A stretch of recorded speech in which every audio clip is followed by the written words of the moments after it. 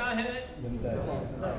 इसलिए ये सूत्र आप याद रखना, मेरे भगवान ने साधु के लिए अपरिग्रह का सूत्र दिया है और हमारे संसारी लोगों के लिए भगवान ने परिग्रह परिमाण दिया है। क्योंकि तुझे करोड़ों मिलेगा तो भी तुझे संतोष होने वाला नहीं है, तुझे अब्जों मिलेगा तो भी तुझे संतोष मिलने वाला नहीं है, और तेरी नजर और तेरी दौड़ उस दिशा में ही रही तो मृत्यु पर्यंत तू कभी भी संतोष नहीं पाएगा। तेरी नजर और तेरी दौड़ उस दिशा में ही बढ़ती रही तो तेरा आयु खत्म हो जाएगा, मगर तू संतोष कभी भी नहीं पाएगा। इसलिए संतोष पाना है तो संतोष पाने के लिए भगवान ने परिग्रह परिमाण का सूत्र दिया है। तेरे जीवन की आवश्यकता है उससे 25% ज्यादा लिमिट रख के तेरी जितनी भी जरूरियात है, मुझे भी सब पूरा कैलकुलेशन करना कि अभी मैं भाड़े के घर में रहता हूँ, खुद का घर में जाना है, मेरे 2 बच्चे बच्चियां हैं, उनकी शादी वगैरह आगे जाके कराना है, कल मेरा शरीर में परिवार में किसी को बीमारी आई तो ऑपरेशन वगैरह का भी खर्चा आने की संभावना है। वैसे वैसे कितना संभवित खर्चा है, आज जो महंगाई है उससे कल महंगाई और ज्यादा बढ़ने वाली है। ये सब कैलकुलेशन आप करो, मैं सिखाता हूं, ये सब कैलकुलेशन करके आप प्लानिंग बनाओ कि जो पिछले 25 साल में महंगाई जितनी बढ़ी है और ब्याज के दर जितने कम हुए हैं, उस हिसाब से आने वाली मेरी 50 साल की नई जिंदगी के दौरान कितना ब्याज का दर कम हो सकता है, कितनी महंगाई बढ़ सकती है, कौन से खर्च मेरे सिर पे आने वाले हैं, और सब मिला के कितनी टोटल मूड़ी मेरे पास हो तो मैं मेरी जिंदगी मृत्यु तक आसानी से जी सकता हूँ, उसका कुछ प्लानिंग बनाना। और वो प्लानिंग में जो कैलकुलेशन हुआ उससे मैं करता हूँ 1.5 गुना ज्यादा रखो। इतना ज्यादा रख के एक परिग्रह का परिमाण नियमन संकल्प करना जरूरी है। इतना मिल जाएगा, बाद में मैं ज्यादा भूख नहीं बैठूंगा, मुझे संतोष हो जाएगा, बाद में मैं मेरे आत्मा कल्याण की आराधना करूंगा, मैं पुण्य बढ़ाऊंगा। इतना मिल जाने के बाद मैं मरने के बाद की जो जिंदगी है ना, वहां की तैयारी में शुरू कर दूंगा। मरना तो है ही, और मरने के बाद दूसरी कोई गति में अपन को जाना ही होगा, नया अवतार धारण करना होगा। यहाँ अब जो रुपया कमाया होगा तो उसमें से 1 रुपया भी साथ नहीं आएगा, तो अब यहाँ जितना चाहिए उससे 1.5 गुना मिल गया है, तो यहाँ अब संतोष रख के आगे जहाँ जाना है वहाँ कौन सी करेंसी चलेगी? पुण्य की करेंसी।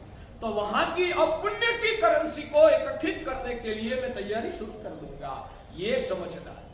तो मेरी बात ये है कि एक व्यक्ति को 7 लाख मिला, दूसरा व्यक्ति को 9 लाख मिला, तो दोनों में से ज्यादा खुश कौन? क्यों? क्यों?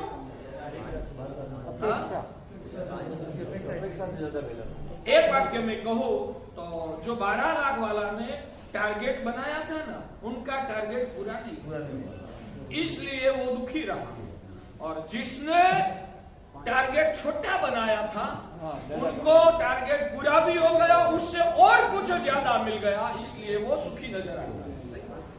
तो हमें जल्दी से सुखी होना है तो क्या करना चाहिए? अरे वाह, बहुत अच्छे समझ आए।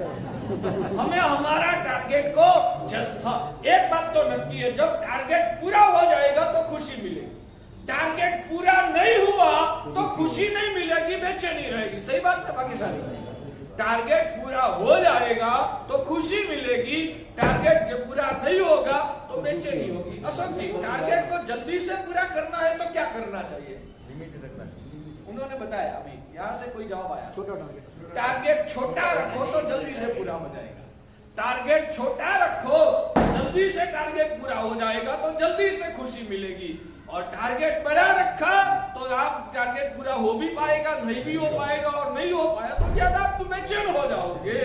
तो सुखी बनने के लिए मेरे भगवान ने ये सिखाया कि हमेशा भौतिक जगत में टारगेट छोटा रखना चाहिए। ये भगवान महावीर ने दिया हुआ सूत्र है।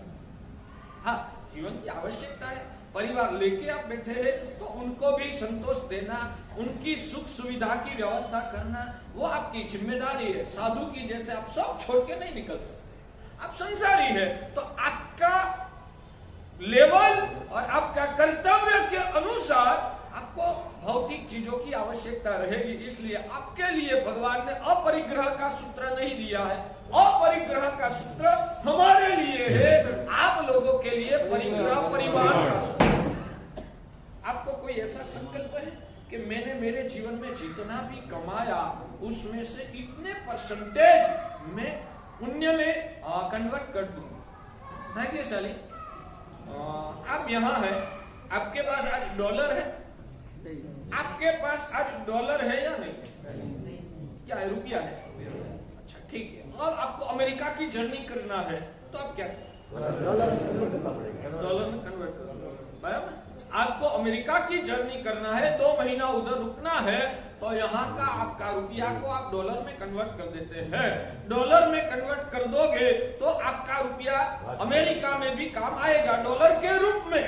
मगर आपका रुपया को आपने डॉलर के रूप में कन्वर्ट नहीं किया तो उधर कुछ काम आएगा?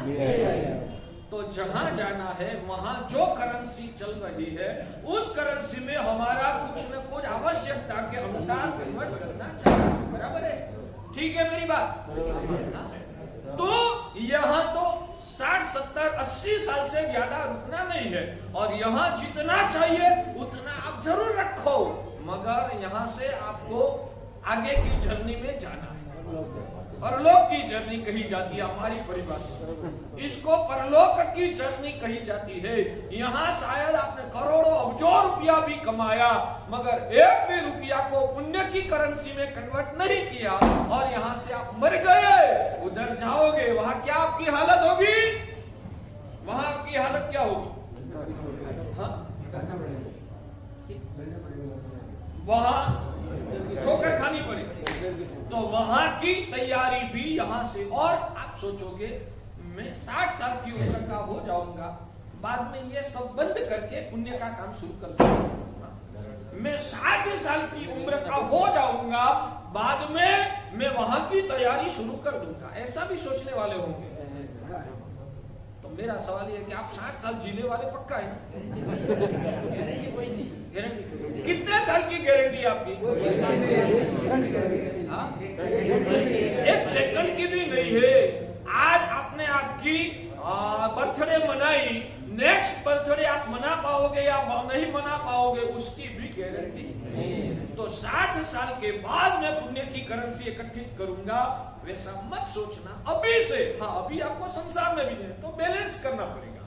तो जितना भी मैं संसार में भौतिक जगत में कमाई करूंगा उसमें से 10% पुण्य में कन्वर्ट करूंगा।